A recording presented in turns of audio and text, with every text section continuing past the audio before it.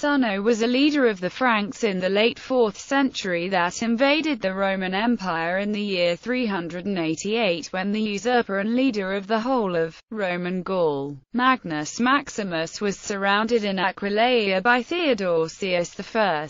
The invasion is documented by Gregory of Tours, who cited the now-lost work of Sulpicius Alexander. According to this account, Marcomer, Sunno and Genobode invaded the Roman provinces Germania and Belgia. They broke through the lines, killed many people, destroyed the most fruitful lands and made the city Cologne panic. After this raid, the main body of the Franks moved back over the river Rhine with their booty. Some of the Franks remained in the Belgian woods. When the Roman generals of Magnus Maximus, Naninus and Quintinus heard the news in Trier, they attacked those remaining Frankish forces and killed many of them. After this engagement, Quintinus crossed the Rhine to punish the Franks in their own country. However, his army was surrounded and beaten. Some Roman soldiers drowned in the marshes, others were killed by Franks, few made it back to their empire. Naninus and Quintinus were replaced by Charioter and Cyrus, who were again confronted by an attack of unidentified Franks.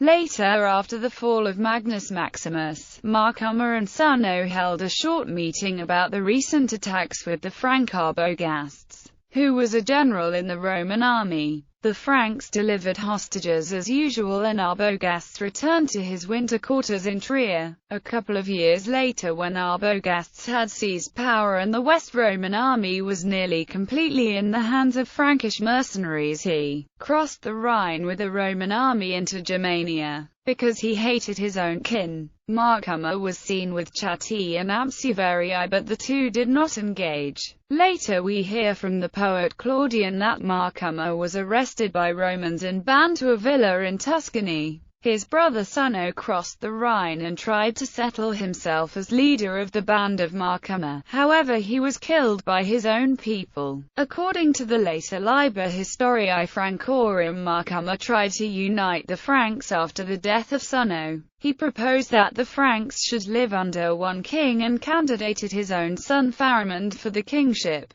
This source does not tell if Marcomer succeeded, but from other sources it may seem that Pharamond was regarded as the first king of the Franks. However, by modern scholars, like Edward James, this account of the Liber Historiae Francorum is not accepted as historical because Marcomer is called the son of the Trojan king, Priam, and Sunno was called the son of Antenna, which is obviously impossible because Priam and Antenna lived hundreds of years earlier.